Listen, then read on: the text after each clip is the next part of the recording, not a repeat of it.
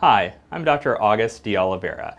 A lot of new and prospective CEREC users are afraid of becoming a lab tech. Although those of us that do a lot of CEREC restorations and stain and glaze the majority of them know how easy it is, many dentists fear that they'll be trading valuable chair time for time spent in the lab.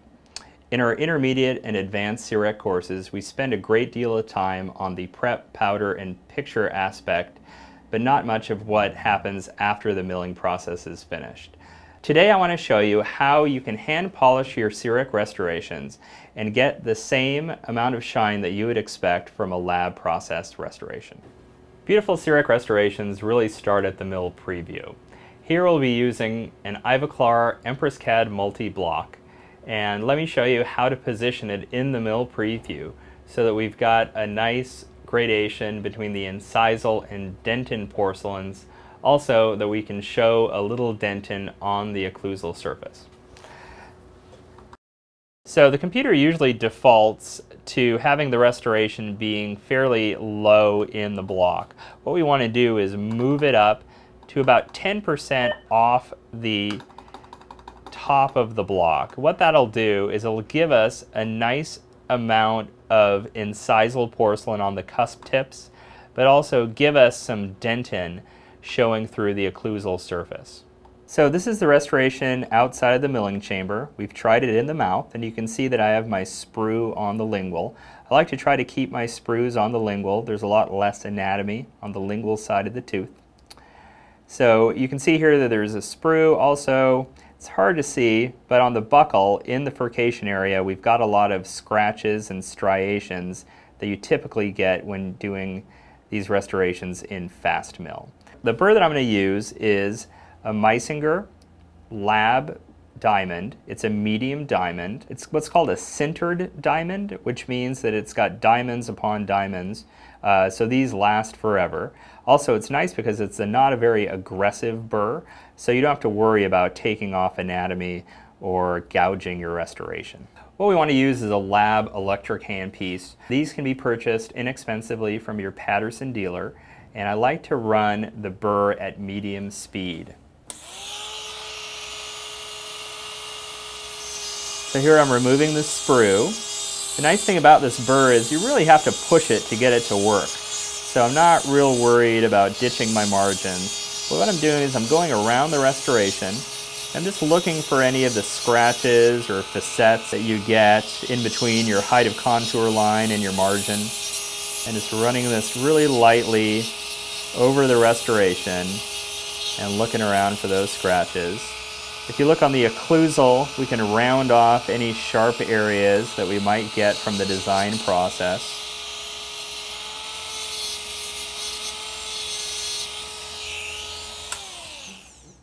Next, I'm going to be using a Meisinger medium white porcelain wheel. I really like this wheel for a number of reasons. One, it's inexpensive. It comes in a pack of 10, and these are about $1 a wheel. You do have to put your own mandrels on them.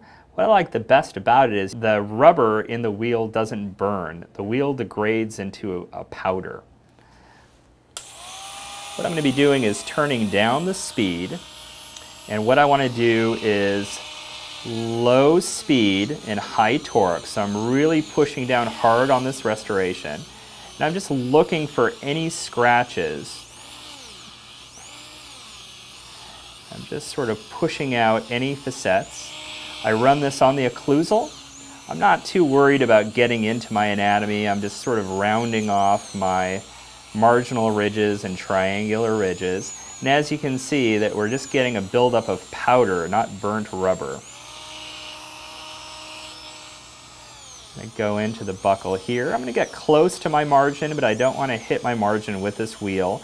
This wheel is somewhat of an aggressive wheel, so I'm worried about dinging my margin with it. The next step is to use a product called Diashine. What Diashine is various grits of porcelain paste in a wax carrier. So what you want to do is use a stiff Robinson brush. You can order these through Patterson. This is a number 11 stiff Robinson brush, and what we're going to be doing is passing this through the Diashine, 1 pass per surface of the restoration. And just like our wheel, we want a low speed, high torque. So you can see here, the wax melts and it allows it to get into the Robinson brush.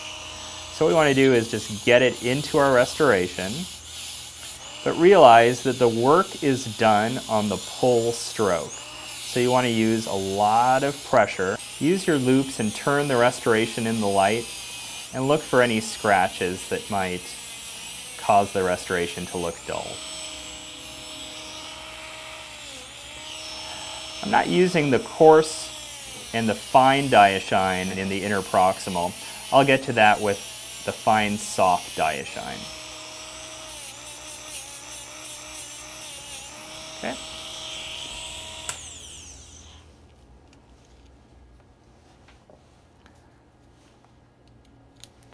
Next, with a separate Robinson brush, we'll be using the fine Diashine paste. Same deal, 1 pass per surface.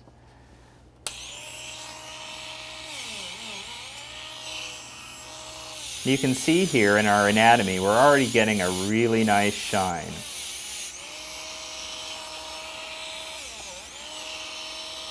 We typically book about an hour for the entire CEREC process. We used to book an hour and 15 minutes due to the staining and glazing process. If we find that we need to stain and glaze, I'll ask for an extra 15 minutes for the appointment.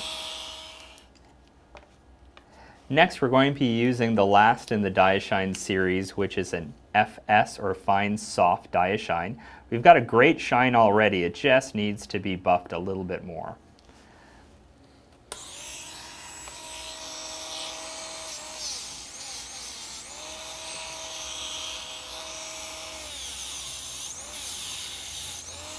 So here we are at the occlusal surface, and again, all the work is done on the pull stroke. These brushes are great, especially when you get any polishing materials in the groove. Easy to clean that out. Finally, really quickly, we're going to use a chamois wheel. And a chamois wheel, you want to use a little higher speed, but very light pressure. And this just buffs the restoration. You can see how shiny we're getting this restoration. From start to finish, we're looking at, on average, a little less than 4 minutes to shine your restorations up. Whereas staining and glazing, if you include sprue removal, pre-polishing, applying the glazes, and cooling down, you're looking at easily 10 to 18 minutes. So here we have our polished CEREC restoration. It's got a shine that's very comparable to a lab glazed restoration, and because of the fact we used an Empress CAD multi-block, we have the gradation between our incisal, body, and cervical porcelains. In the central fissure area, we get a little bit of the dentin porcelain showing through. You can also use this technique to polish PFMs or any other lab fabricated restoration after a lot of occlusal adjustment. It only takes a minute and you can get the shine that you've gotten from the lab. If you'd like more information on how to get beautiful CEREC restorations, you can find out more about the courses that I offer at www.lacerec.com.